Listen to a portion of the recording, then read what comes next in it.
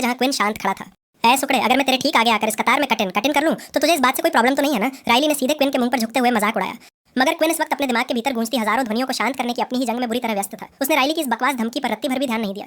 साले, तेरी इतनी हिम्मत कि तू मुझे इग्नोर कर रहा है? आज मेरा मूड बिल्कुल भी ठीक नहीं है कि कोई लेवल 1 का कचरा मेरे सामने ये एटीट्यूड दिखाए। राइली ने गुस्से में दांत भींचे। उसने झटके से क्विन की कलाई को देखा, जहां उसकी डिजिटल घड़ी पर वही पुराना सबसे कमजोर नंबर वैक्स धूप के बिना भी साफ चमक रहा था। यह देखकर राइली के दिमाग में कल रात की हार की डरावनी यादें फिर से ताजा हो गई। उसका रोम रोम उस नकाबपोश शिकारी को जान से मारने के लिए तड़प रहा था, जिसने कल रात उसे बंजर मिट्टी में घसीटा था। लेकिन फिलहाल उस गुप्त गुनहगार का कोई सुराग नहीं था, इसीलिए वो अपना सारा गुस्सा इस बेकसूर क्विन पर निकालना चाहता था। मैंने कहा, साले मुझे इग्नोर मत कर। राइली जोर से चिल्लाया और उसने अपनी भारी मुट्ठी आगे बढ़ाई और सीधे क्विन के यूनिफॉर्म के कॉलर को कसकर दबोच लिया। लेकिन ठीक उसी पल जैसे ही राइली का चेहरा क्विन के बिल्कुल करीब आया, खेल पूरी तरह से बदल गया। क्विन के कानों में सीधे राइली के दिल की कड़कड़ाती हुई धड़कनें गूंज उठी। धक धक धक धक। उसे साफ महसूस हो रहा था कि राइली की बाहों और मसल्स के भीतर ताजा गर्म इंसानी खून किस रफ्तार से दौड़ रहा था, जो उसकी शर्ट को ऊपर खींच रहा था। अचानक क्विन के दिमाग पर किसी आदिम और पाशविक पिशाच शक्ति ने पूरी तरह से कब्जा कर लिया। उसने बिना सोचे समझे एक झटके में पूरी ताकत से राइली के उस हाथ को हवा में उड़ा दिया और किसी भूखे तेंदुए की तरह सीधे राइली के ऊपर छलांग लगा दी। धड़ाम! उन दोनों के भारी टकराव की वजह से वे कतार से बाहर फर्श पर जा गिरे और क्विन सीधे राइली के ऊपर चढ़कर बैठ गया। उसने राइली के दोनों हाथों को जमीन पर कसकर पिन पिन कर दिया था। साले पागल जानवर, हट मेरे ऊपर से! राइली ने बुरी तरह घबराते हुए अपनी पूरी ताकत लगाई ताकि वो क्विन के पंजों को हटा सके, लेकिन ये पूरी तरह से नामुमकिन था। क्विन की ग्रिप किसी हाइड्रोलिक प्रेस जैसी सख्त हो चुकी थी। तभी क्विन को अपने मसूड़ों और मुंह के भीतर एक बहुत ही तीखी और नुकीली हरकत महसूस होने लगी। उसके दोनों कैनाइन दांत फैंग्स असामान्य रूप से लंबे और धारदार होकर बाहर निकल आए थे। उसने बिना कोई दया दिखाए अपने सर को नीचे झुकाया और वो सीधे राइली की खुली फड़कती हुई गर्दन से महज कुछ ही इंच की दूरी पर पहुंच गया। वो उसके गोश्त को फाड़ने के लिए पूरी तरह तैयार था। लेकिन जैसे ही क्विन ने अपना मुंह पूरी तरह खोला और हमला करने ही वाला था, ठीक उसी पल पीछे से एक भारी और गठीला हाथ आया। उसने क्विन के जैकेट के पिछले कॉलर को पकड़ा और उसे हवा में उठाते हुए सीधे कतार में लगे छात्रों की तरफ फेंक दिया। खबरदार, अगर दोबारा मेरे किसी लड़के पर हाथ उठाने की जरूरत की तो। सामने से एक भारी गूंजती हुई बुलंद आवाज पूरे कैंटीन हॉल में छा गई। वो डैन था। Dan, thank you so much भाई, तुमने एन वक्त पर आकर मेरी जान बचा ली। राइली ने हांफते हुए जमीन से उठकर अपनी शर्ट साफ की। उसका पूरा बदन डर के मारे पसीने से भीग चुका था। साले लेवल 1 के सुकड़े, अब तेरी मौत मेरे हाथों तय है। उसने क्विन की तरफ देखकर दांत भींचे। जैसे ही डैन ने क्विन की तरफ अपना पहला भारी कदम बढ़ाया, ठीक उसी पल वार्डन और पीटर बिजली की रफ्तार से दौड़ते हुए आए और काल बनकर क्विन के ठीक आगे ढाल बनकर खड़े हो गए। क्या तुम सचमुच यहाँ स्कूल के दूसरे ही दिन कोई बहुत बड़ा बखेड़ा खड़ा करना चाहते हो सीनियर? वार्डन ने ठंडे स्वर में कहा और उसने अपनी कलाई को थोड़ा और ऊपर उठाया ताकि डैन साफ साफ उसका पावर लेवल देख सके। लेकिन कड़वा सच तो ये था कि वार्डन इस वक्त पूरे हॉल के सामने सिर्फ एक बहुत बड़ा ब्लफ यानी नाटक कर रहा था। उसकी कॉपी करने की एबिलिटी इस बात पर निर्भर करती थी कि उसने हाल ही में किसे छुआ है। अगर इस वक्त यहाँ सचमुच कोई लड़ाई छिड़ जाती तो इसमें रत्ती भर का भी शक नहीं था कि डैन अपनी भारी शक्तियों से उन तीनों को पलक झपकते ही मरुस्थल की धूल में मिला देता। बाजी पूरी तरह डैन के हाथ में थी। लेकिन शुक्र था कि वार्डन का वो दांव 100% काम कर गया। डैन ने उस गॉटियर नंबर को देखकर अपने कदम पीछे खींच लिए और उसने राइली को अपने साथ चलने का इशारा किया। वे बिना कोई सीन क्रिएट किए चुपचाप वहां से आगे बढ़ गए। ओ भगवान, थैंक गॉड! मुझे तो यकीन ही नहीं हो रहा कि वार्डन तुम्हारा ये बकवास ब्लफ सचमुच काम कर गया। पीटर ने राहत की सांस लेते हुए अपनी छाती पर हाथ रखा। वो वार्डन की इस जादुई शक्ति के असली रिसेप्टर्स को अच्छी तरह जानता था। कैंटीन का यह पूरा तमाशा खत्म होने के बाद क्विन के दिमाग में मिलिट्री एकेडमी का एक कड़वा और डरावना कानून बिल्कुल साफ हो चुका था कि यहाँ के क्लास टीचर्स और ऑफिसर्स कभी भी छात्रों की सुरक्षा के लिए बीच में कदम नहीं उठाएंगे। कैंटीन के चारों कोनों पर भारी हथियारों से लैस संतरी मुस्तैद खड़े थे, लेकिन पूरे झगड़े के दौरान उन्होंने अपनी जगह से 1 इंच भी हिलने की जहमत नहीं उठाई। ब्रेकफास्ट खत्म होने के बाद उन तीनों के लिए अपनी सुबह की थ्योरी क्लासेस की तरफ बढ़ने का समय हो चुका था। लेकिन पूरी क्लास के दौरान क्विन का दिमाग पूरी तरह से सुन्न था। वो बोर्ड पर लिखी किसी भी एक लाइन पर अपना ध्यान केंद्रित नहीं कर पा रहा था। उसका पूरा वजूद सिर्फ अपनी उस पाशविक भूख को शांत करने और अपनी आंखों के आगे पल पल घटती हुई एचपी को गिनने में लगा हुआ था। हवा में तैरते उस लाल अंकों के काउंटडाउन को देखकर उसका मानसिक संतुलन पूरी तरह से डगमगा रहा था। वो बार बार खुद को कोस रहा था कि काश उसने कल रात ही उस सुनसान पार्क में बिना किसी लाज शर्म के राइली की गर्दन में अपने दांत गाड़ दिए होते। वो इस दुविधा में पागल हो रहा था। आखिरकार जैसे ही लंच टाइम का बेल बजा, क्विन ने इस बार वार्डन और पीटर को अपने साथ आने का मौका तक नहीं दिया। वो बिजली की रफ्तार से अपनी सीट से उठा और सीधा स्कूल की उस गुप्त लाइब्रेरी की तरफ अकेले भाग खड़ा हुआ। जब वो लाइब्रेरी की पहली मंजिल की सरहदों के भीतर पहुंचा तो उसके जीवन के अंकों की स्थिति साक्षात नर्क के द्वार तक पहुंच चुकी थी। अंतिम चेतावनी, तुम्हारी जीवन शक्ति शून्य के कगार पर है। आखिर मेरे इस बदन के साथ ये क्या बकवास हो रही है? क्विन ने हांफते हुए अपनी डेस्क को पकड़ा। उसके दोनों हाथ इस वक्त पागलों की तरह थरथर कांप रहे थे। उसका पूरा शरीर अंदर से खोखला हो चुका था। जैसे जैसे उसकी एचपी घटती जा रही थी, उसके लिए अपने ही बदन की इच्छाओं पर काबू रख पाना नामुमकिन साबित हो रहा था। क्लास के दौरान उसके दिमाग में हजारों बार ये खौफनाक विजन्स आ रहे थे कि वो पूरी क्लास को जिंदा फाड़ डाले और उन सबकी गर्दनों से निकलने वाले ताजा खून को पूरा पी जाए। वो एक राक्षस बनने की कगार पर था। बिना यह सोचे समझे कि उसके कदम उसे कहां ले जा रहे हैं, क्विन भागते भागते लाइब्रेरी के सबसे पिछले और शांत हिस्से में जा पहुंचा। वो था फिक्शन सेक्शन यानी काल्पनिक उपन्यासों का कोना। प्लीज, इस कचरा नोवेल्स में कोई ना कोई ऐसा बाईपास रास्ता जरूर होना चाहिए जिसे मैं इस वक्त इस्तेमाल कर सकूं। वो हांफते हुए चिल्लाया और वैम्पायर्स पर लिखी एक के बाद एक कई फंतासी कहानियों को अलमारी से बाहर खींचने लगा। उनमें से कुछ किताबों में लिखा था कि वैम्पायर्स किसी जानवर या मवेशी का खून पीकर भी अपनी भूख शांत कर सकते थे। लेकिन क्विन का ये पिशाच सिस्टम साफ शब्दों में कह चुका था कि उसे सिर्फ और सिर्फ ह्यूमन ब्लड यानी इंसानी खून ही चाहिए। इसके अलावा इतने कम समय में वो इस हाईटेक फौजी शहर में कोई जानवर कहां ढूंढता? कुछ अन्य नॉवेल्स में जिक्र था कि वैम्पायर्स गुप्त रूप से मिलिट्री हॉस्पिटल्स में रेड मार्कर ब्लड बैंक की सप्लाई चुरा लेते थे। लेकिन इस फौजी शहर का मुख्य अस्पताल हाई सिक्योरिटी जोन था जहां चींटी भी पर नहीं मार सकती थी और क्विन के पास वहां जाने का 1 सेकंड भी बाकी नहीं बचा था। उसने फर्श पर बैठकर एक आखिरी बकवास किताब को खोलने की कोशिश की, लेकिन वहां भी उसे कोई रास्ता नहीं मिला। उसने हताशा में जैसे ही उस बुक को बंद किया, ठीक उसी पल अलमारी के मोड़ पर कोई आकर खड़ा हो गया। जब क्विन ने भारी पलकें उठाई तो सामने लैला खड़ी थी। क्विन, क्या तुम सचमुच ठीक हो भाई? लैला ने आगे बढ़ते हुए बेहद चिंतित और सहमे हुए स्वर में पूछा। इस वक्त रोशनी के नीचे क्विन का पूरा चेहरा किसी मुर्दे की तरह एकदम सफेद और पीला पेल पड़ चुका था। उसकी आंखें धंस चुकी थीं। लैला थोड़ा और आगे झुकी और अपनी आंखें उसके चेहरे के बराबर लाते हुए उसने बड़े ही कोमल अंदाज में अपना दाहिना हाथ सीधे क्विन के माथे पर टिका दिया ताकि वो उसकी बॉडी का टेम्परेचर चेक कर सके। हे भगवान, तुम्हारा बदन तो बर्फ की तरह बिल्कुल ठंडा पड़ा हुआ है। क्या तुम चाहते हो कि मैं तुम्हें तुरंत हीलर्स के पास मेडिकल रूम लेकर चलूं? लैला ने घबराकर उसकी ठंडी स्किन को महसूस करते हुए पूछा।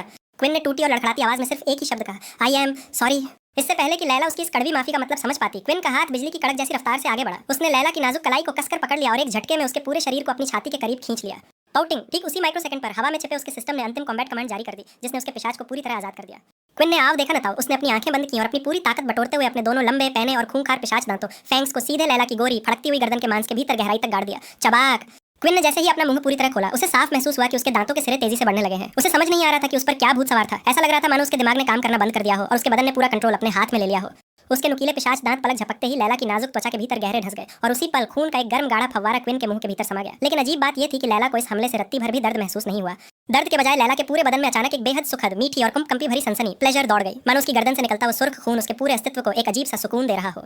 वह चाहकर भी इस हमले का विरोध नहीं कर सकती थी, क्योंकि क्विन के उस पिशाच दंश बाइट के भीतर एक जादुई पैरालिसिस यानी लकवे का असर छिपा था, जिसने उसकी पूरी बॉडी को सुन्न कर दिया था। और आखिरकार क्विन के पेट की वो भयानक आग धीरे धीरे शांत होने लगी। तुम्हारी भूख कम हो रही है। हवा में वे लाइफ सेविंग संदेश फ्लैश होने के बावजूद क्विन एक पागल राक्षस की तरह लगातार लैला के बदन से वो ताजा इंसानी खून चूसता चला गया। उसका खुद पर कोई वश नहीं था। सिस्टम ने उसके जीवन के अंकों की रीजनरेशन का लाइव डेटा स्क्रीन पर काउंट अप करना शुरू कर दिया। जैसे ही उस स्क्रीन पर अंतिम नंबर 15-15 चमका, ठीक उसी माइक्रो सेकंड पर क्विन का सोया हुआ इंसानी दिमाग अचानक झटके से वापस लौट आया। उसकी आंखों का वो अंधापन गायब हो गया। उसने हड़बड़ाकर लैला को अपने से दूर किया, जिससे उसका नाजुक शरीर बेजान होकर फर्श पर गिर गया। ये आखिर क्या बकवास है? क्विन ने पागलों की तरह अपने आसपास देखा और तब जाकर उसकी नजर जमीन पर पूरी तरह बेहोश पड़ी लैला पर गई। क्या ये सब सचमुच मैंने किया है? उसने जो कुछ भी किया था, उसकी एक एक खौफनाक तस्वीर उसके दिमाग में बिजली की तरह कौंधने लगी। भले ही उस वक्त उसके बदन पर उसका कोई कंट्रोल नहीं था, लेकिन उसका पूरा नर्वस सिस्टम लाइव काम कर रहा था, जिसकी वजह से उसे अपनी इस डरावनी हरकत का एक एक पल अक्षरशः याद था। टिंग। तभी मुख्य डिजिटल इंटरफेस के ठीक नीचे एक और नया कड़क और रहस्यमयी सुनहरी स्क्रीन का संदेश चमका, जिसने बाजी पूरी तरह पलट दी। बधाई हो, तुमने सफलतापूर्वक A+ ब्लड ग्रुप का अवशोषण पूरा कर लिया है। इनाम के रूप में तुम्हारी स्ट्रेंथ में 5 अंक की वृद्धि की जाती है। भले ही क्विन इस वक्त स्क्रीन पर लिखे उस मैसेज का असली मतलब डीकोड करने और अपनी इस नई ताकत को परखने के लिए बेताब था, लेकिन उसे अच्छी तरह पता था कि उसे सबसे पहले लैला को इस लाइब्रेरी से बाहर निकालना होगा। माना कि वे लाइब्रेरी के सबसे सुनसान और एकांत हिस्से में थे, लेकिन मिलिट्री स्कूल के इस हाईटेक कैंपस में कब कौन सा छात्र या रोबोट यहाँ गश्त लगाता हुआ आ धमके, इसका कोई भरोसा नहीं था। शुक्र था कि लैला की सांसें चल रही थीं, जिससे क्विन को तसल्ली हो गई कि वो मरी नहीं थी। लेकिन उसकी गोरी गर्दन पर 2 साफ गहरे पिशाच दांतों के छेद, बाइट मार्क्स बने हुए थे, जिनका इलाज करना बेहद अनिवार्य था, वरना पूरा राज खुल जाता। क्विन ने आगे बढ़कर अपने दोनों हाथों से लैला के शरीर को हवा में उठा लिया। जब उसने उसे लिफ्ट किया तो वो यह देखकर काफी हैरान रह गया कि लैला का वजन उसकी सोच से कहीं ज्यादा हल्का था। लेवल 2 के स्टैट्स कमाल कर रहे थे। जब क्विन उसे गोद में उठाए कॉरिडोर से गुजरते हुए डॉक्टर्स ऑफिस की तरफ बढ़ रहा था, तो उसका दिमाग लगातार पिछले वाक्य का विश्लेषण करने में जुटा हुआ था। भले ही उसने अपनी आंखों के सामने चप्पी को एक पर गिरते देखा था, लेकिन हकीकत में उसे किसी भी पल ऐसा महसूस नहीं हुआ था कि वो सचमुच मरने वाला है या उसका दम घुट रहा है। अब क्विन के सामने हजारों गंभीर चुनौतियां मुंह बाएं खड़ी थीं। सबसे पहले तो उसे यह रिसर्च करनी थी कि उसका यह नया हाफलिंग बदन कितने समय के अंतराल के बाद दोबारा खून की डिमांड करता है। मगर उन सब थ्योरी से परे इस वक्त उसकी गोद में एक साक्षात जीती जागती आफत सो रही थी। वो थी लैला। जब वो होश में आएगी तो क्या उसे इस खूनी हमले का एक भी पल याद रहेगा, या फिर क्विन को अपनी जान बचाने के लिए उसे इस राज को गुप्त रखने के लिए मनाना होगा? अगर एकेडमी के बाकी छात्रों या मिलिट्री जनरल्स को उसकी इस दुर्लभ और ईश्वरीय पिशाच शक्ति वैम्पायर एबिलिटी की भनक भी लग गई, तो बड़ी बड़ी प्राइवेट कंपनियां और सेना उसके पीछे पागलों की तरह पड़ जाएंगी। वे इस नई ताकत को हथियाने के लिए किसी भी हद तक जा सकते थे। इससे पहले कि पूरी दुनिया को क्विन के इस काले सच का पता चले, उसे इस मिलिट्री स्कूल के भीतर इतना ज्यादा ताकतवर, स्ट्रांग बनना ही होगा कि वो खुद की और अपने राज की रक्षा कर सके। सैनिक स्कूल के गलियारे में किसी घायल छात्र को गोद में ले जाना कोई अनोखी बात नहीं थी, लेकिन एक लड़के का किसी लड़की को इस तरह उठाना तभी सामान्य माना जाता जब वे दोनों एक कपल आइटम हो। छात्रों में कानाफूसी शुरू हो गई, पर क्विन सीधे आगे बढ़ता रहा। आखिरकार क्विन मेडिकल रूम के भीतर दाखिल हुआ, जहां इस वक्त केवल एक ही महिला डॉक्टर मौजूद थी, जिसका नाम हेली था। उसकी उम्र करीब 30 साल के आसपास रही होगी। आंखों पर गोल चश्मा और बाल पीछे पोनीटेल में बंधे थे। लो भाई, स्कूल के दूसरे ही दिन एक और जख्मी केस आ गया। हेली ने कंप्यूटर स्क्रीन से सर उठाकर लापरवाही से कहा, पीछे की तरफ बेड खाली पड़ा है, उसे ले जाकर वहीं सुला दो। क्विन ने जैसा उससे कहा गया था वैसा ही किया। उसने लैला को पीछे ले जाकर एक सिंगल बेड के साफ गद्दे पर बेहद कोमलता और सावधानी से लिटा दिया। वो पूरी इन्फर्मरी इतनी विशाल थी जितनी बड़ी डिस्पेंसरी क्विन ने अपनी लाइफ में कभी किसी स्कूल में नहीं देखी थी। वहाँ कुल मिलाकर 30 सिंगल बेड्स लगे हुए थे, लेकिन पूरे वार्ड को संभालने वाली डॉक्टर हेली इकलौती स्टाफ थी। क्विन ने चलते चलते उन बेड्स पर लेटे छात्रों को देखा और नोटिस किया कि उनमें से लगभग सभी के सभी लेवल 1 या 2 के अभागे छात्र थे। हालांकि कोनों में कुछ हाई लेवल एलीट्स भी पट्टियां बांधे पड़े थे। ताकत के इस खेल में आपसी रंजिशें उनके बीच भी आम थीं। डॉक्टर हेली चलते हुए उनके बेड के पास पहुंची और उसने लैला की बॉडी की बारीकी से जांच करना शुरू किया। उसने सबसे पहले अपनी उंगलियों से लैला की कलाई पकड़कर उसकी पल्स जांची और तभी उसकी नजरें गर्दन के उन 2 छोटे छेदों पर जा टिकी। ये इसके गले पर क्या हुआ है? ये चोट कैसी है? हेली ने भौहें सिकोड़ते हुए अचानक सीधा सवाल दाग दिया। मुझे ठीक से नहीं पता मैम, मैं बस लाइब्रेरी के पिछले कोने में बुक्स ढूंढ रहा था कि अचानक मेरी नजर इन पर पड़ी। ये फर्श पर इसी हालत में बेहोश पड़ी हुई थी। क्विन ने बिना किसी हिचकिचाहट के पहले से तैयार झूठ बोल दिया। मुझे नहीं पता कि ये कितनी देर से बेहोश थी, लेकिन इसके गले का ये जख्म तो पहले से ही खुद ब खुद हील होना शुरू हो चुका है। हेली ने करीब से घाव को देखते हुए बुदबुदाया। फिर भी मैं कोई रिस्क नहीं ले सकती। इतनी सुंदर लड़की के गले पर कोई गंदा निशान या स्कार रह जाए तो ये बहुत बड़े अफसोस की बात होगी। हेली ने अपनी आंखें बंद की और कुछ सेकंड तक अपनी जादुई हीलिंग पावर को ट्रांसफर किया। जब उसने अपनी हथेली को लैला की गर्दन से ऊपर उठाया तो वहां की स्किन बिल्कुल साफ हो चुकी थी। वे दोनों पिशाच छेद पूरी तरह गायब हो चुके थे। मैम, क्या इसके होश में आने तक मेरा यहाँ इसके पास वेट करना ठीक रहेगा? क्विन ने राहत की सांस लेते हुए धीरे से पूछा। ओहो, आजकल के ये छोटे बच्चे भी ना। डॉक्टर हेली अचानक जोर से हंस पड़ी। उसकी आंखें मजाक उड़ा रही थी। मुझे अंदाजा नहीं था कि तुम दोनों के बीच इस तरह का कोई लव अफेयर चल रहा है। नहीं मैम, ऐसा बिल्कुल भी नहीं है। क्विन ने बुरी तरह घबराते हुए हवा में पागलों की तरह अपने दोनों हाथ हिलाकर बात को खारिज किया। हम सिर्फ अच्छे क्लासमेट्स और दोस्त हैं, बस इसके अलावा कुछ नहीं। जब डॉक्टर हेली मुस्कुराते हुए वार्ड के दूसरे छोर पर लेटे मरीजों को देखने के लिए आगे बढ़ गई तो क्विन ने बिना कोई समय गंवाए चुपके से हवा में अपनी स्टेटस स्क्रीन को दोबारा ऑन किया। वहाँ दर्ज नए नंबर साफ गवाही दे रहे थे कि उसकी ताकत सचमुच बदल चुकी थी। तो इसका मतलब उस खूनी मैसेज का दावा 100% सच था। ग्वेन ने दंग होकर सोचा। लैला का खून पीने के बाद उसे सचमुच एक कीमती स्टैट पॉइंट रिवॉर्ड के रूप में मिल चुका था, जिसने उसकी स्ट्रेंथ को हमेशा के लिए 11 कर दिया था। उसे याद आया कि जब भी वो किसी बुली को हराता था तो सिस्टम उसे ऑप्शनल क्वेस्ट के रूप में खून पीने का टास्क देता था, जिसका इनाम एक स्टैट पॉइंट होता था। लेकिन आज के इस हादसे से साफ था कि पॉइंट हासिल करने के लिए किसी क्वेस्ट की कोई आवश्यकता नहीं थी। यह उसका प्राकृतिक हुनर था। उसका दिमाग तेजी से नए सवाल खड़े करने लगा। क्या वो इस एकेडमी के किसी भी छात्र का खून पीकर अपनी ताकत को असीमित तरीके से बढ़ा सकता था? और अगर वो दोबारा लैला का ही खून पीता तो क्या सिस्टम उसे एक और पॉइंट देता? हजारों अनुत्तरित सवाल उसके दिमाग को चीर रहे थे। तभी क्विन की खोजी आंखें वार्ड के काउंटर की तरफ घूमने लगीं, जब तक कि उसे वो चीज नहीं मिल गई जिसकी उसे तलाश थी। एक चमचमाती हुई मेडिकल सिरिंज और नुकीली सुई, syringe with a needle. Quinn ने एक सरसरी निगाह पूरे वार्ड पर डाली। डॉक्टर हेली इस वक्त दूसरे छोर पर एक छात्र की पट्टी बांधने में बुरी तरह बिजी थी। उसने बिल्ली की तरह दबे पांव कदम बढ़ाए, काउंटर से वो सिरिंज उठाई और उसे चुपके से अपनी पीठ के पीछे छुपा लिया। मुझे सचमुच इस बात के लिए माफ कर देना लैला, लेकिन इस वक्त मेरे पास कोई और दूसरा रास्ता नहीं है। अपनी इस एबिलिटी के रहस्यों को जानने के लिए मुझे तुम्हें अपना पहला गिनी पिग बनाना ही होगा, उसने मन ही मन सोचा। क्विन ने सिरिंज को हाथ में सेट किया और लैला की कलाई और बांह की तरफ देखा ताकि वो उसकी नसों, वेन्स की सही पोजीशन ट्रैक कर सके। लैला की स्किन बहुत ज्यादा पीली और गोरी थी, जिसकी वजह से उसकी नीली नसें सतह पर साफ साफ दिखाई दे रही थीं। क्विन ने सही स्पॉट का चुनाव किया और सुई को अंदर चुभाने के लिए पूरी तरह तैयार हो गया। लेकिन ठीक उसी माइक्रोसेकंड पर जब वो खून का सैंपल निकालने ही वाला था, अचानक इन्फर्मरी के मुख्य दरवाजे किसी भारी चीज के टकराने से जोरदार आवाज के साथ खुल गए। धड़ाम! क्या क्विन यहाँ मौजूद है? क्या वो अंदर है? वार्ड के मुहाने पर एक लड़के की बेहद घबराई हुई और हांफती हुई बुलंद आवाज गूंज उठी। अरे क्या ये पीटर की आवाज है? क्विन ने तुरंत पलक झपकते ही उस सिरिंज सुई को अपनी फौजी पैंट की गहरी जेब के अंदर छिपा दिया और पर्दे को हटाकर बाहर की तरफ कदम बढ़ाए ताकि वो देख सके कि बाहर क्या हंगामा खड़ा हुआ था। क्विन भाई, तुम सचमुच यहीं पर हो? चलो मेरे साथ तुरंत बाहर आओ। मैं तुम्हें पूरे कैंपस में पागलों की तरह हर जगह ढूंढ रहा था। पीटर दौड़ता हुआ उसके पास आया और उसने क्विन के कंधे को कसकर पकड़ लिया। उसकी आंखों में साक्षात खौफ मंडरा रहा था। पीटर ने पूरी ताकत से क्विन को बाहर की तरफ खींचते हुए अंतिम खौफनाक खुलासा किया, जिससे क्विन के पैरों तले जमीन पूरी तरह खिसक गई। भाई, अनर्थ हो गया। वो वार्डन बहुत बड़ी मुसीबत में फंस चुका है। सीनियर्स ने उसे घेर लिया है, जल्दी चलो। पीटर के चेहरे की उस भयानक हवाइयां उड़ती देख क्विन को एक पल में समझ आ गया कि मामला बेहद संगीन है। उसने पीछे मुड़कर देखा, जहां पर्दे के पीछे लैला अब भी बिस्तर पर बेफ्रंट होकर गहरी नींद में सो रही थी। क्विन के लिए इस वक्त लैला के होश में आने पर वहीं मौजूद रहना सबसे ज्यादा जरूरी था, क्योंकि उसे हर हाल में लैला को इस बात के लिए राजी करना था कि वो उसका ये खौफनाक पिशाच राज किसी के सामने न खोले। लेकिन उधर वार्डन संकट में था। तभी क्विन के दिमाग में आज सुबह कैंटीन में हुआ वो वाकया बिजली की तरह कौंध गया। जब डैन और राइली ने उसे चारों तरफ से घेर लिया था तो इसी वार्डन ने बिना किसी डर के आगे बढ़कर अपनी जान दांव पर लगाकर उसकी मदद की थी। भले ही एक मामूली लेवल 2 के छात्र के तौर पर क्विन इस वक्त उन खूंखार सीनियर्स के खिलाफ कुछ खास न कर पाता, लेकिन जब तक वो खुद अपनी आंखों से कोशिश नहीं कर लेता, वो चैन से नहीं बैठ सकता था। अगर वो आज वार्डन को इस मुसीबत में अकेला छोड़ देता तो वो खुद अपनी ही नजरों में गिर जाता। वो खुद से पूछता कि वो भला किस मुंह से खुद को वार्डन का दोस्त कह पाएगा। ठीक है पीटर, चलो मेरे साथ, बिना वक्त गंवाए तेजी से निकलो। वे दोनों पूरी ताकत लगाकर स्कूल के सफेद गलियारों में पागलों की तरह दौड़े, जब तक कि वे हांफते हुए मुख्य असेंबली हॉल सभा भवन के विशाल द्वारों के सामने नहीं पहुंच गए। वह हॉल एकेडमी के भीतर बना एक बहुत बड़ा और खाली ऑडिटोरियम था, जहां चमचमाता हुआ मार्बल का फर्श लगा था और सबसे आगे एक विशाल स्टेज बना हुआ था। अभी तक इस जगह का कोई इस्तेमाल नहीं हुआ था, लेकिन मीटिंग्स के लिए छात्रों को यहीं बुलाया जाता था। जैसे ही वे दोनों हॉल के भीतर दाखिल हुए, उन्होंने देखा कि वहां पहले से ही दर्जनों नए छात्रों की भारी भीड़ जमा थी, जो दीवारों के साये में दुबक कर आपस में डरी सहमी आवाज में कानाफूसी कर रही थी। क्या तुमने अपनी आंखों से देखा कि वहां क्या हुआ? एक छात्र ने कांपते हुए पूछा। हाँ भाई, वो लड़का कोई इंसान नहीं बल्कि साक्षात एक खूंखार मॉन्स्टर है। कोई भला ऐसा कत्लेआम कैसे मचा सकता है? दूसरा छात्र फुसफुसाया। ये तो शुक्र मनाओ कि सेकंड ईयर के सीनियर एलिट्स एन वक्त पर यहाँ मौजूद थे, वरना वो साला आज हम सबको जिंदा चबा जाता। एक और छात्र ने डरे हुए स्वर में अपनी बात जोड़ी। वह पूरा असेंबली हॉल इस वक्त किसी युद्ध के मैदान की तरह बुरी तरह तहस नहस पड़ा हुआ था। मार्बल के फर्श और कंक्रीट की दीवारों पर गहरे गड्ढे, क्रेटर्स और मलबे के ढेर बिखरे पड़े थे, मानो वहाँ कोई भयानक बम फटा हो। चारों तरफ प्लाज्मा ब्लास्ट के काले जलने के निशान बने हुए थे और सबसे डरावनी बात यह थी कि फर्श पर कई जगहों पर गाढ़ा सुर्ख खून बिखरा पड़ा था। जैसे ही क्विन ने हॉल में कदम रखा, उसे उस लोहे जैसी गंध का साक्षात एहसास हुआ। यहाँ आखिर क्या खूनी खेल खेला गया है पीटर? क्विन ने अपनी मुट्ठियां भींचते हुए तीखे स्वर में पूछा। और वार्डन कहाँ गायब है?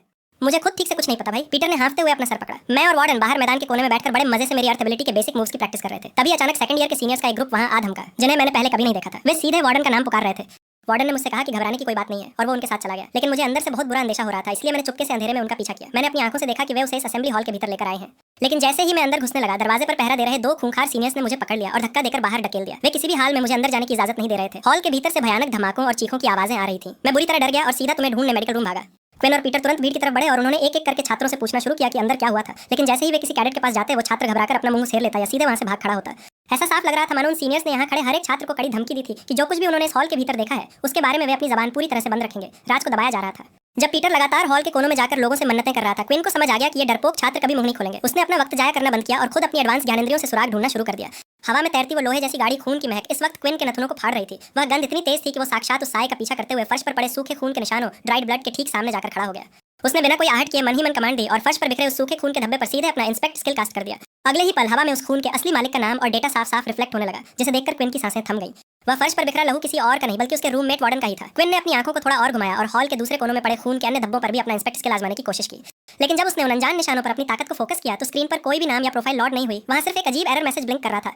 धत तेरे की, क्या इसका मतलब यह है कि मैं किसी सूखे खून के धब्बे पर तब तक इंस्पेक्ट स्किल इस्तेमाल नहीं कर सकता जब तक कि मैं उस इंसान से खुद व्यक्तिगत रूप से पहले न मिला हूं? क्विन ने हताशा में सोचा। उसकी शक्तियां लेवल 1 पर अभी सीमित थीं। ठीक उसी पल पीटर भीड़ से बुरी तरह निराश होकर वापस क्विन के पास लौट आया। उसके चेहरे पर छाई मायूसी साफ बता रही थी कि कोई भी छात्र मुंह खोलने को तैयार नहीं था। यहाँ कोई भी एक शब्द बोलने को राजी नहीं है भाई, पीटर ने हार मानते हुए कहा। मुझे पहले से ही इस बात का पूरा अंदाजा था पीटर। यहाँ रुककर वक्त बर्बाद करने से कोई फायदा नहीं है। चलो सीधा हमारे डॉर्म्स के कमरे की तरफ चलते हैं। क्या पता वो पहले ही वहाँ वापस लौट चुका हो, क्विन ने शांत होते हुए निर्देश दिया। वे दोनों तेजी से कॉरिडोर पार करके वापस अपने हॉस्टल रूम नंबर 43 के सामने पहुंचे। जैसे ही क्विन ने दरवाजे का लॉक खोला और अंदर कदम रखा, वे दोनों कमरे के भीतर का नजारा देखकर सन्न रह गए। वार्डन सचमुच वहाँ पहले से मौजूद था, लेकिन उस कमरे का माहौल इस वक्त बेहद डरावना और भारी था। बेड पर बैठा वार्डन वो हंसता खेलता जिंदा दिल लड़का बिल्कुल नहीं लग रहा था जिसे वे जानते थे। वो पूरी तरह बदला हुआ था। बस एक नजर देखने से ही क्विन और पीटर साफ भांप गए कि वो एक बेहद खौफनाक और हिंसक मौत की जंग लड़कर वापस लौटा था। उसके चेहरे, बाहों और यूनिफॉर्म पर गहरे खरोंच के निशान थे और उसकी शर्ट पीछे से पूरी तरह फटी हुई थी, जहां गहरे कट्स साफ दिख रहे थे। ऐसा लग रहा था मानो उसने अकेले ही किसी बहुत बड़े मॉन्स्टर या योद्धाओं के पूरे झुंड का सामना किया हो। सबसे डरावनी बात यह थी कि उन दोनों के कमरे के भीतर आने के बावजूद वार्डन ने एक बार भी अपना सर ऊपर नहीं उठाया। उसने उनका स्वागत तक नहीं किया। वार्डन भाई, ये तुम्हारे शरीर का क्या हाल हो चुका है? क्या क्या सब कुछ ठीक है भाई? पीटर ने बुरी तरह कांपते हुए उसके बेड के करीब जाकर पूछा। उसकी आवाज रोने जैसी हो चुकी थी। हाँ, मैं बिल्कुल ठीक हूँ। तुम दोनों प्लीज मुझे मेरे हाल पर छोड़ दो, कुछ देर में सब ठीक हो जाएगा। वार्डन ने अपनी आंखों को बिना हिलाए बेहद ठंडे, रूखे और सपाट स्वर में जवाब दिया। अगर तुम लोग मेरे करीब रहोगे तो तुम भी बिना वजह इस आग में जलकर जख्मी हो जाओगे। तुम ये कैसी पागलों जैसी बातें कर रहे हो वार्डन? पीटर अचानक जोर से चिल्ला उठा। उसकी आंखों से आंसू बहने लगे। अपनी इस बॉडी को तो देखो, तुम्हें तुरंत डॉक्टर के पास चलना ही होगा। चलो मेरे साथ, मैं तुम्हें अभी मेडिकल रूम लेकर चलता हूँ। मैंने कहा ना, मुझे अकेला छोड़ दो प्लीज। वार्डन की आवाज अचानक बेहद धीमी, गहरी और रहस्यमयी हो गई, जिसने पीटर के हौसले को वहीं तोड़ दिया।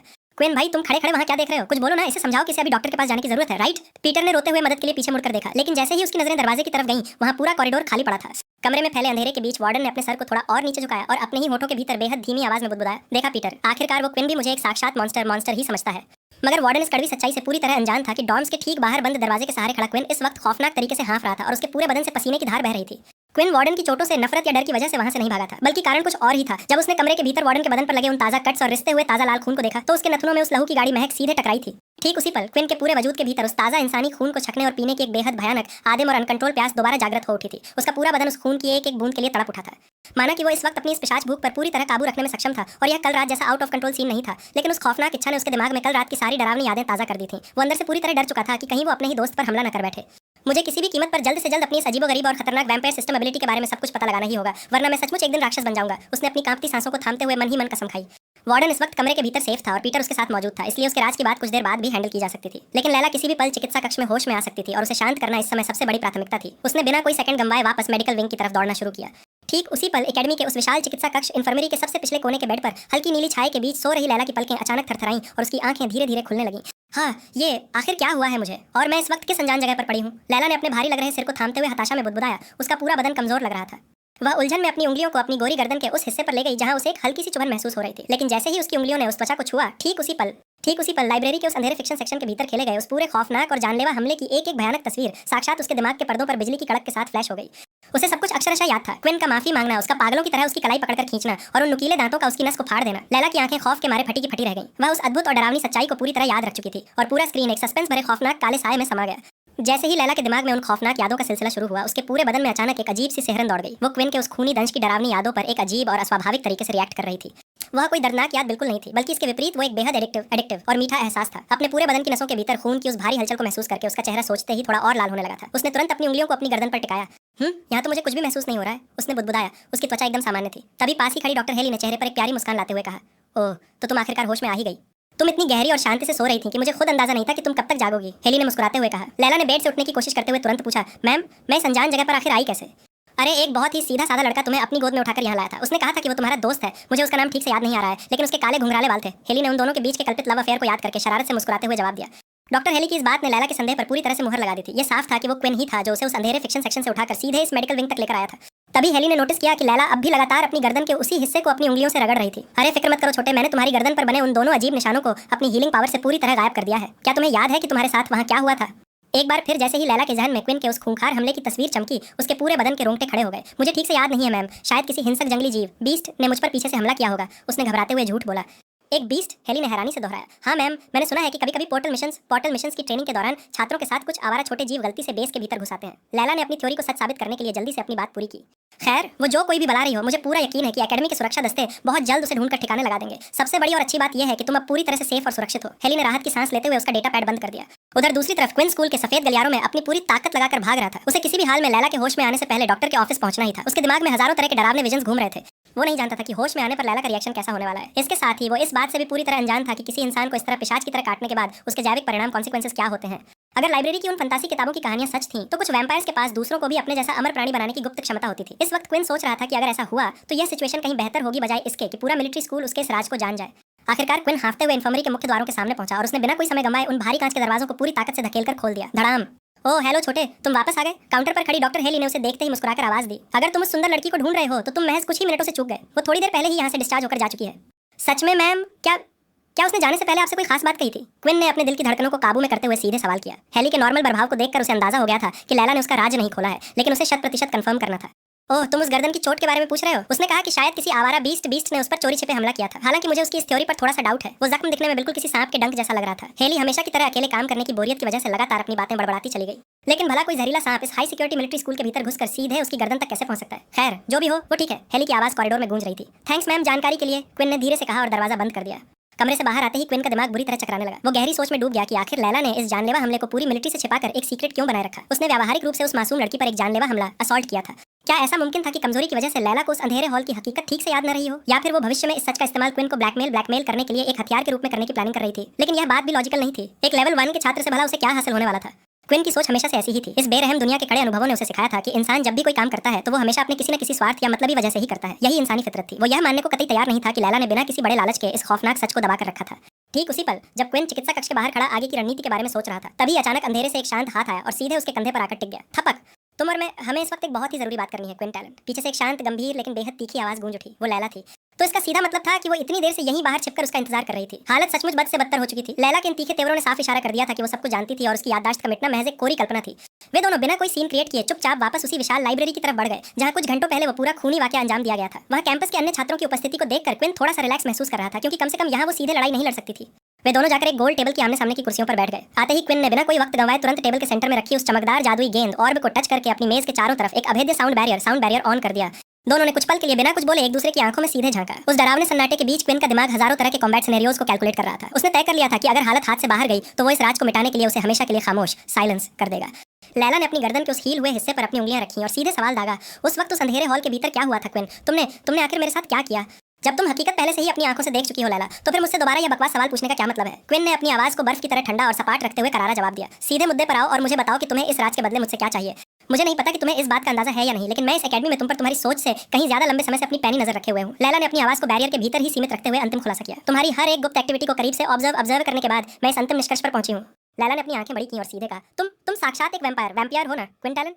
ये सुनते ही क्विन जोर से एक नकली और नर्वस हंसी हंसने लगा ताकि वो लैला के इस सटीक निशाने को ट्रैक से पूरी तरह भटका सके। लेकिन अंदर ही अंदर वो इस बात से बुरी तरह दंग था कि इस लड़की ने इतनी आसानी से उस परम सत्य को क्रैक कर लिया था जिसे डिकोड करने में खुद उसे पसीने छूट गए थे।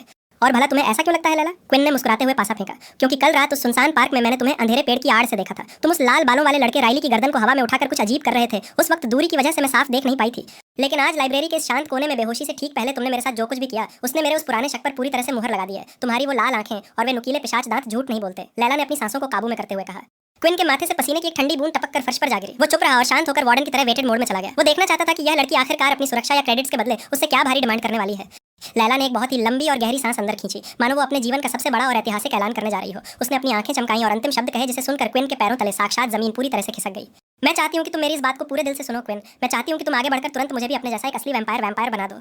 लैला के मुंह से निकले इन अविश्वसनीय और पागलों जैसे शब्दों को सुनते ही क्विन को अपनी पूरी लाइफ का सबसे बड़ा शौक लगा। वह हैरत के मारे अपनी फौजी कुर्सी से पीछे गिरते गिरते बचा। उसका मुंह खुला का खुला रह गया था। क्या तुम्हें होश भी है कि तुम इस वक्त अपने होशो हवास में क्या बकवास बातें कर रही हो लैला? क्विन ने कांपती आवाज में पूछा।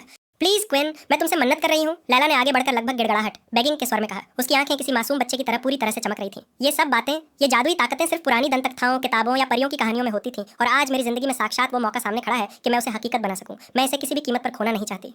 अब जाकर क्विन को उस परम सत्य का एहसास हुआ कि लैला ने पूरी मिलिट्री के सामने उसका ये खौफनाक राज आखिरकार क्यों छिपा कर रखा था। मामला साफ था। यह लड़की अंदर से पूरी तरह से सनकी और पागल, क्रेजी थी। उसका सामना एक एलीट बागी से नहीं बल्कि एक फंतासी दीवानी से हुआ था, और पूरा पैनल एक रहस्यमयी सस्पेंस भरे अंधेरे साए में विलीन हो गया। लैला ने अपना पूरा बचपन अलग अलग तरह के फंतासी उपन्यासों, कॉमिक्स और कहानियों को पढ़ने में बिताया था। महायुद्ध शुरू होने से पहले उसके पिता एक लेखक के रूप में काम करते थे, जिसकी वजह से उसका पूरा घर किताबों और काल्पनिक कहानियों से खचाखच भरा रहता था। और उन सब में से लैला की सबसे पसंदीदा कहानियां हमेशा वैम्पायर्स पर ही आधारित होती थीं। उसे पिशाचों की हर एक बात से गहरा लगाव था। उनका पूरी दुनिया से अपनी असली पहचान छिपाकर एक गुप्त लाइफ जीना, उनकी वो अविश्वसनीय सुपर स्ट्रेंथ, बिजली जैसी सुपर स्पीड, और सबसे बढ़कर यह जादुई सच कि वे लगभग अनंत काल तक अमर होकर जीवित रह सकते थे। लेकिन जब इस दुनिया के सामने असली जादुई शक्तियों, एबिलिटीज का खुलासा हुआ तो लोगों के लिए फंतासी कहानियां गुजरे जमाने की बात बनकर रह गईं। लोग कहानियां इसलिए पढ़ते थे ताकि वे उन जादुई चीजों की कल्पना कर सकें जिन्हें वे अपनी असल जिंदगी में कभी नहीं कर सकते। लेकिन जब इंसानों के पास सचमुच चमत्कारी पावर्स आ गई तो उन कहानियों का क्या महत्व बचता? मगर लैला के दिल में वैम्पायर्स के प्रति वो अनोखा प्यार कभी कम नहीं हुआ, बल्कि वो समय के साथ और ज्यादा गहरा होता चला गया। उसका मानना था कि अगर इस ब्रह्मांड में जादुई एबिलिटी सच हो सकती है तो इसका साफ मतलब था कि दुनिया के किसी न किसी गुप्त कोने में असली वैम्पायर्स भी जरूर वजूद में होंगे। और आज जब उसने क्विन की उन हरकतों को देखा तो उसने 100% खुद को मना लिया था कि क्विन एक असली वैम्पायर था।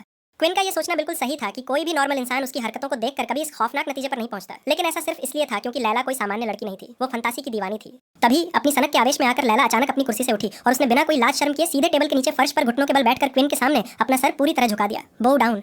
भले ही मेज के बीच में रखी उस चमकदार जादुई ऑर्ब के साउंड बैरियर की वजह से पूरे हॉल के भीतर उनकी आवाज किसी को सुनाई नहीं दे रही थी, लेकिन इसके बावजूद दूर बैठे हजारों छात्रों की निगाहें अचानक उनकी मेज पर टिक गईं। वे इस तमाशे को फटी आंखों से देखने लगे। प्लीज क्विन, मैं तुम्हारे लिए कुछ भी करने को तैयार हूँ, मेरी इस मन्नत को मत ठुकराओ, लैला ने गिड़गड़ाहट भरे स्वर में फर्श से चिल्लाकर कहा। अरे भाई ठीक है, मैं तुम्हारी बात समझ गया, प्लीज तुम पहले जमीन से ऊपर उठो और अपनी सीट पर बैठो, क्विन ने बुरी तरह झेंपते हुए धीमी आवाज में कहा और घबराकर आसपास के कैडेट्स की गंदी नजरों को भांपने लगा। लैला वापस अपनी चेयर पर आकर बैठ गई। इससे पहले कि क्विन मुंह खोलकर बोलना शुरू करता, उसने एक बहुत ही लंबी और भारी सांस छोड़ी। वो मन ही मन सोच रहा था कि वो इस पागल लड़की को सिस्टम का कड़वा सच आखिर कैसे समझाए।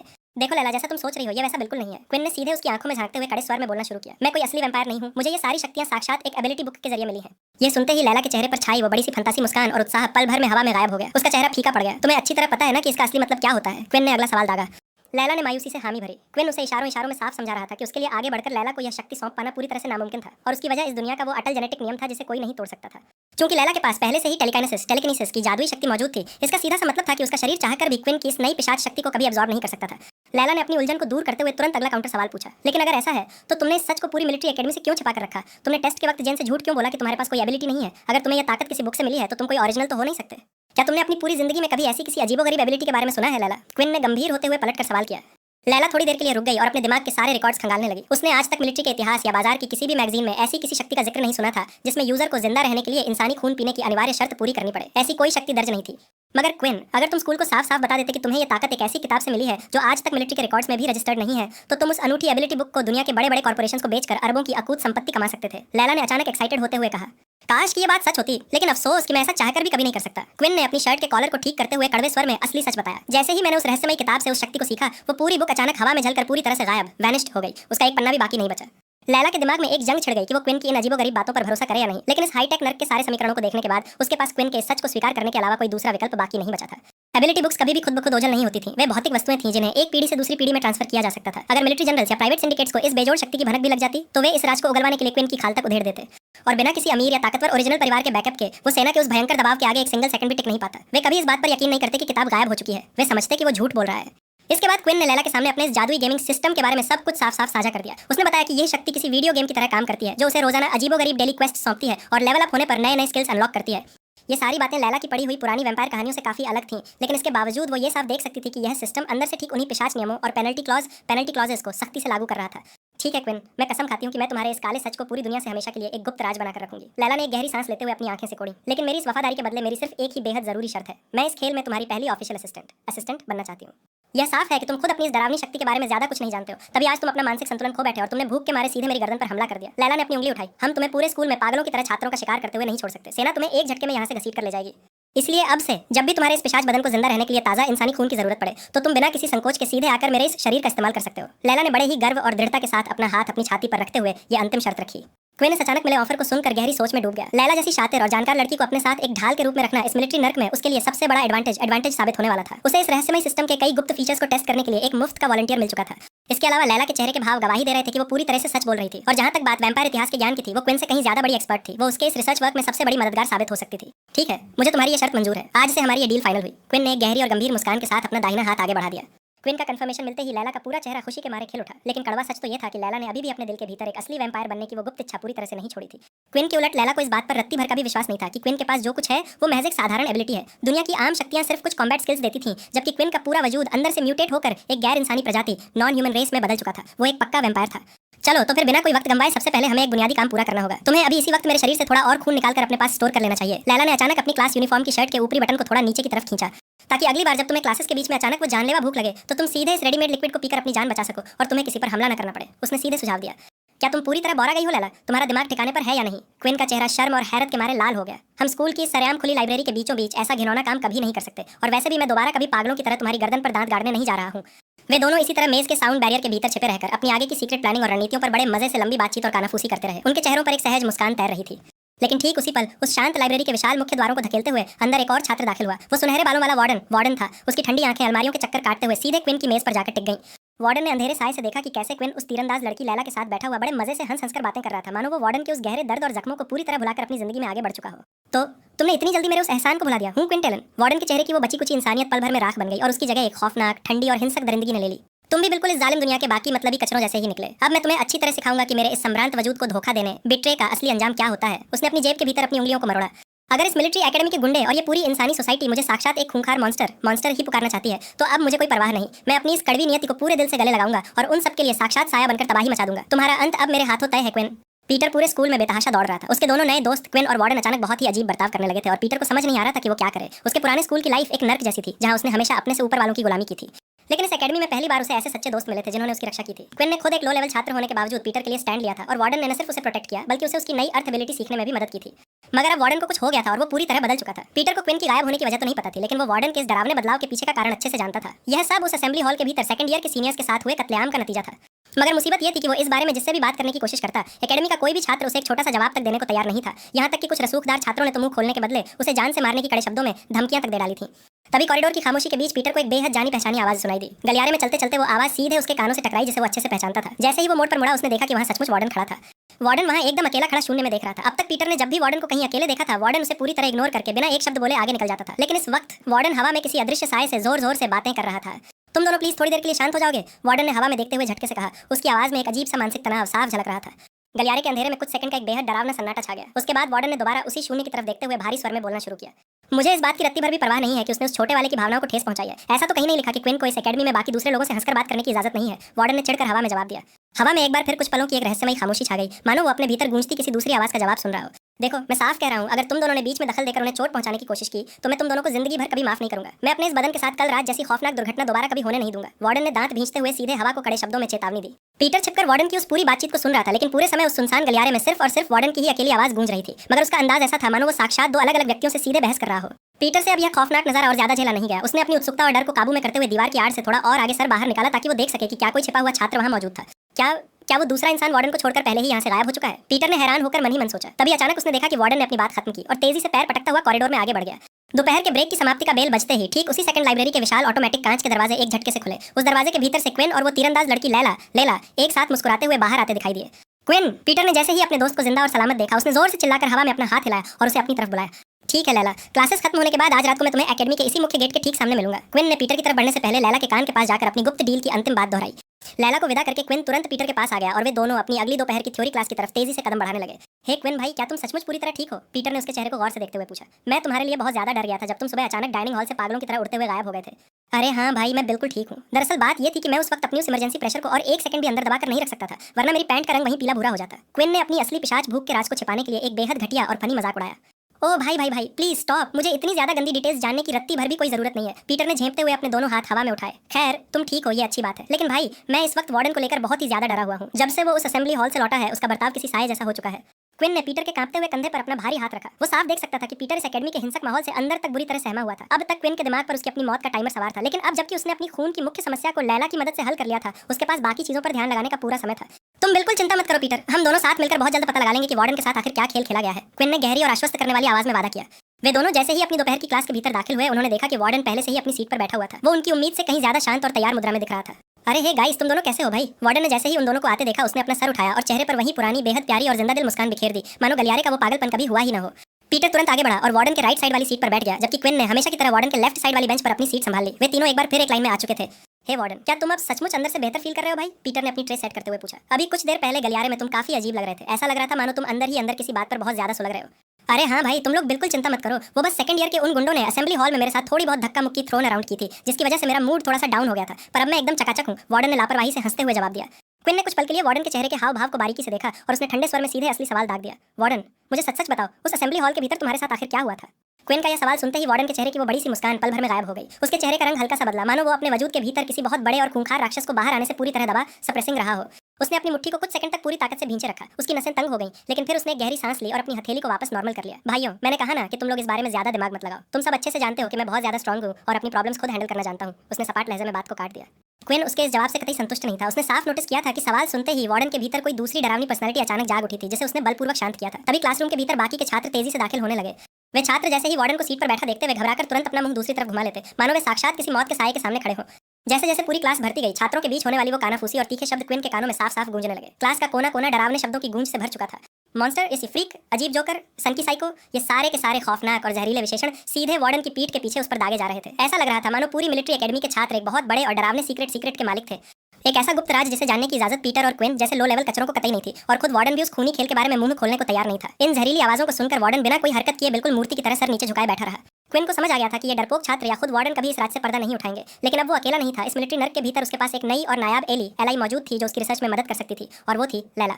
आखिरकार क्लास का समय समाप्त हुआ। तभी अचानक स्टेज पर खड़े क्लास टीचर डेल ने अपनी पोडियम स्क्रीन को ऑन किया और एक बहुत बड़ी डिजिटल लिस्ट पूरी क्लास के सामने हवा में प्रोजेक्ट कर दी। सभी छात्र कृपया इस लिस्ट को बहुत ही ध्यानपूर्वक और बारीकी से चेक करें कि आपका नाम किस सेक्शन में दर्ज किया गया है। डेल ने अपने चश्मे को ऊपर धकेला और कड़े स्वर में अनाउंस किया, क्योंकि कल सुबह ठीक 8 बजे से आप सभी की इस एकेडमी की पहली आधिकारिक कॉम्बैट क्लासेस, लड़ाई की कक्षाएं शुरू होने जा रही हैं। वह पूरी लिस्ट छात्रों की जादुई शक्तियों की प्रकृति के आधार पर कई अलग अलग कैटेगरीज में बंटी हुई थी, जैसे कि एलिमेंटल एबिलिटीज, तत्व नियंत्रण, ट्रांसफॉर्मेशन एबिलिटीज, शारीरिक रूपांतरण, एनहांसमेंट एबिलिटीज, क्षमता संवर्धन और इसी तरह आगे भी। क्विन ने तेजी से अपनी उंगली से स्क्रीन को स्क्रॉल करना शुरू किया, लेकिन तभी उसकी नजर एक बेहद अजीब बात पर गई। उस पूरी लंबी लिस्ट के किसी भी कोने में न तो उसका खुद का नाम दर्ज था और न ही उसके बगल में बैठे वार्डन का नाम वहां कहीं दिखाई दे रहा था। वे दोनों गायब थे। अगर आप में से कुछ छात्रों के नाम इस लिस्ट में शामिल नहीं है तो उसकी सिर्फ 2 ही मुख्य वजह हैं। डेल ने क्लास की उलझन को ताड़ते हुए समझाना शुरू किया। या तो आपकी एबिलिटी इन बुनियादी श्रेणियों में से किसी में फिट नहीं बैठती, या फिर तुम एक अत्यंत दुर्लभ और बेजोड़ जादुई शक्ति के मालिक एक ओरिजिनल हो। नियमों के मुताबिक जिन छात्रों के नाम यहाँ दर्ज नहीं है वे पूरी तरह आजाद हैं इस एकेडमी की किसी भी कॉम्बैट क्लास को अपनी मर्जी से चुनने के लिए जो उन्हें अपने अनुकूल लगे। छात्र जब चाहे अपनी क्लासेस को आपस में स्विच भी कर सकते हैं। ये कैटेगरीज कोई पत्थर की लकीर नहीं बल्कि सिर्फ हमारी तरफ से एक बेसिक रिकमेंडेशन है, डेल ने कहा। अगले ही सेकंड उन सभी उपलब्ध लड़ाकू कक्षाओं की पूरी हाईटेक लिस्ट क्विन की रिस्टवॉच के सब इंटरफेस पर सेंड कर दी गई, जहां उसे कल सुबह के लिए अपना रजिस्ट्रेशन फाइनल करना था। अब मुझे देखना होगा कि मेरे इस नए हाफलिंग बदन और वैम्पायर सिस्टम के लिए कौन सी लड़ाकू क्लास सबसे ज्यादा परफेक्ट और जानलेवा साबित होने वाली है। क्विन ने सोचते हुए अपनी उंगलियों को स्क्रीन पर टिकाया और पूरा पैनल एक रहस्यमयी सस्पेंस भरे अंधेरे साए में विलीन हो गया।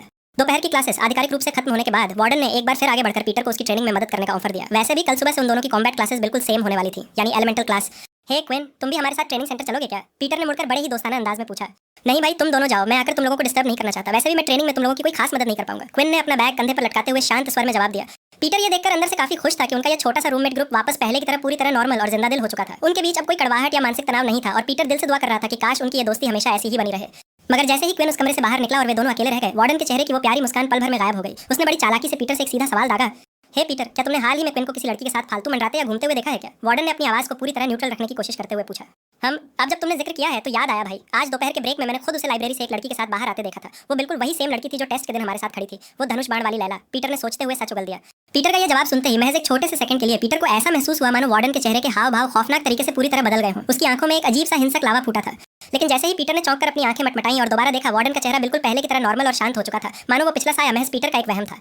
अरे वाह, तो इसका मतलब हमारे उस शांत सुकड़े भाई ने यहाँ आते ही अपने लिए एक प्यारी सी गर्लफ्रेंड ढूंढ ली है।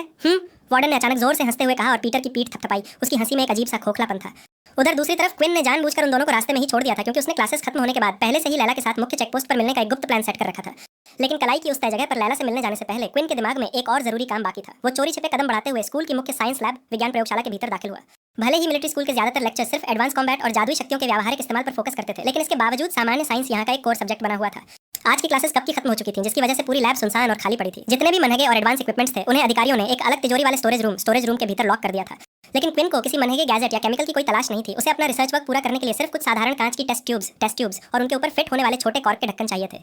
अलमारियों को थोड़ा और खंगालने के बाद आखिरकार उसे टेस्ट ट्यूब्स का वो गुप्त बॉक्स मिल गया। उसने बिना कोई आहट किए सावधानी से कुल 5 टेस्ट ट्यूब्स बाहर निकाली और उन्हें टेबल पर सेट किया।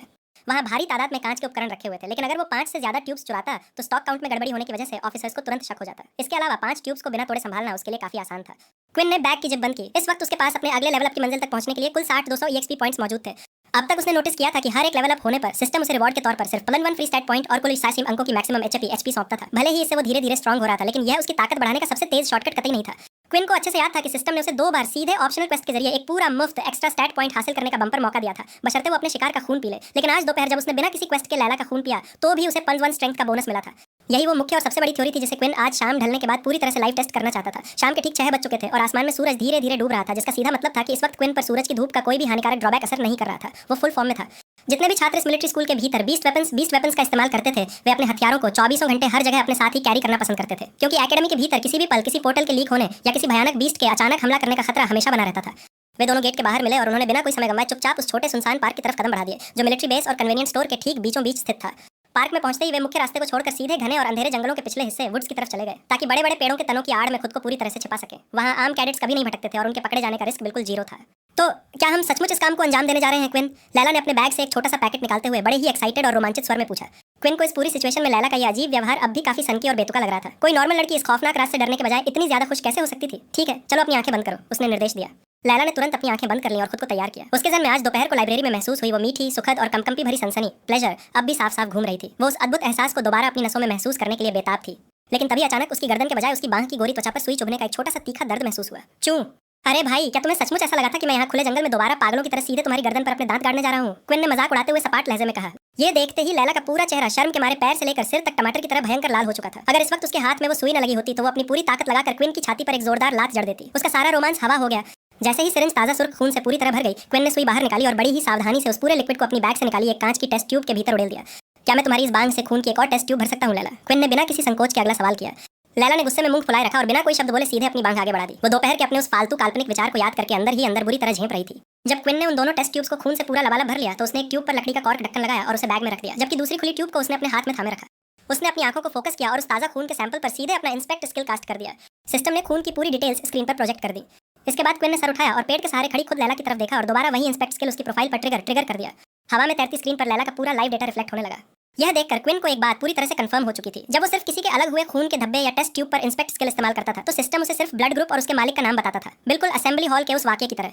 लेकिन अगर वो पूरा जीता जागता इंसान साक्षात उसके सामने खड़ा हो तो ये जादुई हुनर उसकी करंट हेल्थ, एचपी और उसकी असली कोर एबिलिटी का भी पूरा खुलासा कर देता था। इसी वजह से असेंबली हॉल के बाकी खून के धब्बों पर सिर्फ क्वेश्चन मार्क्स शो हो रहे थे, क्योंकि वो उन छात्रों से कभी मिला नहीं था। क्विन ने उस लाल लिक्विड से भरी टेस्ट ट्यूब को गौर से देखा और एक लंबी सांस ली। उसने उसके ऊपर का कॉर्क ढक्कन खींचा और उस खून की खुशबू को हल्के से सूंघना, स्निफिंग शुरू किया। ए क्विन, तुम सचमुच इस खुले पार्क के बीचों बीच मेरे इस खून को सीधे मुंह से पीने की प्लानिंग तो नहीं कर रहे हो ना? लैला ने घबराते हुए अपनी बाहें समेटकर पूछा। क्यों नहीं, मुझे यह जानना बेहद जरूरी है कि इस लिक्विड को दोबारा पीने से मेरे स्टैट्स में कोई लाइव बदलाव आता है या नहीं, क्विन ने सपाट लहजे में जवाब दिया। मुझे नहीं पता भाई, लेकिन अपनी ही आंखों के सामने किसी को खुद का खून पीते देखना अंदर से एक बेहद अजीब और शर्मनाक एम्बैरेसिंग सा एहसास देता है। मैं उसे शब्दों में बयान नहीं कर सकती। लैला ने अपना चेहरा दूसरी तरफ घुमाते हुए बुदबुदाया। क्विन ने लैला की उन फालतू बातों को पूरी तरह से अनसुना कर दिया। उसने अपनी नजरें उस टेस्ट ट्यूब पर टिकाई। सबसे अजीब बात यह थी कि उसके हाफलिंग सेंसर्स को उस खून की गंध किसी लोहे या मेटेलिक कड़वाहट के बजाय किसी बेहद मीठे और स्वादिष्ट शरबत, स्वीट फ्रेग्रेंस जैसी महसूस हो रही थी। प्रजाति बदलने के साथ ही उसके टेस्ट बड्स पूरी तरह बदल चुके थे। उसने बिना एक पल की भी देरी किए टेस्ट ट्यूब को ऊपर उठाया और उस पूरे खून के लिक्विड को एक ही झटके में गटक गल्प गया, मानो वो बार काउंटर पर खड़ा होकर शराब का कोई कड़ा शॉट ले रहा हो। जैसे ही वो गाढ़ा सुर्ख खून उसकी गर्दन से होते हुए पेट के भीतर उतरा, पूरे बदन की धमनियों में अचानक एक बेहद सुखद, गर्म और कंपकंपी भरी जादुई ऊर्जा की लहर दौड़ गई। वह स्वाद सचमुच कमाल का था, लेकिन ठीक उसी माइक्रोसेकंड पर हवा में एक नीली डिजिटल स्क्रीन चमकी। सिस्टम ने उसके इस नए प्रयास की समीक्षा रिपोर्ट उसके सामने रख दी थी, जिसे देखकर क्विन के चेहरे के भाव पूरी तरह बदल गए। वहां लिखे कड़े नियमों को पढ़कर क्विन को एक बहुत बड़ा झटका लगा। पहली बात तो यह कि दोपहर के हमले के वक्त खून ने उसके बदन को हील करने का काम किया था, यानी अगर भविष्य में क्विन किसी लड़ाई में जख्मी होता है तो लैला का यह खून ईंधन की तरह उसकी खोई हुई एचपी को रिकवर कर देगा। लेकिन उस दूसरे और सबसे मुख्य संदेश ने बाजी पूरी तरह पलट दी थी। सिस्टम ने साफ कर दिया था कि चूंकि वो लैला का खून पहले ही एक बार आजमा चुका है, इसलिए दोबारा उसका सेवन करने पर उसे कोई भी नया स्टैट पॉइंट नहीं मिलेगा। इसका साफ और सीधा मतलब था कि मुफ्त का एक्स्ट्रा स्टैट पॉइंट हासिल करने का ये चमत्कारी शॉर्टकट सिर्फ तब तक काम करता था जब तक वो किसी न्यू पर्सन यानी बिल्कुल नए इंसान का खून चखे। एक बार एक डोनर का पॉइंट लॉक होने के बाद वो दोबारा काम नहीं आता था। चलो, जैसे तुम्हारी ये अजीब और खौफनाक मुस्कान चमक रही है, उसे देखकर मैं साफ अंदाजा लगा सकती हूँ कि तुम जो भी बकवास थ्योरी टेस्ट करना चाहते थे वो पूरी तरह सफल रही है, राइट? लैला ने अपनी उंगलियां हटाते हुए कड़े स्वर में कहा। हाँ, मेरी थ्योरी बिल्कुल 100% सच साबित हुई है। क्विन ने गहरी सांस लेते हुए अपनी खाली टेस्ट ट्यूब को बैग में रख दिया। काश कि इस वक्त मेरे पास टेस्ट करने के लिए किसी दूसरे नए इंसान के खून का सैंपल भी मौजूद होता तो कहानी कुछ और होती। ठीक उसी पल अंधेरा गिरने के बीच अचानक पार्क के मुख्य प्लेग्राउंड की तरफ से सूखे पत्तों पर भारी जूतों के पैर पटकने और किसी के जोर जोर से चिल्लाने की आवाज गूंज उठी। खतरे की घंटी बजते ही क्विन और लैला ने बिना एक सेकंड की भी देरी किए तुरंत खुद को नीचे झुकाया और एक बड़े घने पेड़ के तने के पिछले अंधेरे हिस्से में खुद को पूरी तरह छुपा लिया। वे सांसें रोककर बाहर झांकने लगे। चलो, अब बिना कोई फालतू तमाशा किए चुपचाप अपने सारे क्रेडिट्स मेरे हवाले करो, वरना मैं कसम खाता हूँ कि मैं अभी इसी वक्त यहीं पर तेरी कब्र खोद दूंगा और इस घने जंगल में तुम्हारी इस लाश को कोई माई का लाल कभी ढूंढ तक नहीं पाएगा। एक छात्र की बेहद भारी, घमंडी और हिंसक आवाज पूरे सन्नाटे में गूंज उठी। उस बुलंद आवाज को सुनते ही क्विन के कानों के पर्दे खड़े हो गए। उसने उस कड़क और बदतमीज टोन को पल भर में पहचान लिया था। वो कोई और नहीं बल्कि वही लाल बालों वाला बुली राइली था। ऐसा साफ लग रहा था कि कल रात की दर्दनाक हार और जिल्लत के बावजूद इस कीड़े ने कोई सबक नहीं सीखा था और वो आज रात फिर से अपने से कमजोर छात्रों को लूटने के उसी पुराने गंदे धंधे पर वापस लौट आया था। क्विन ने बिना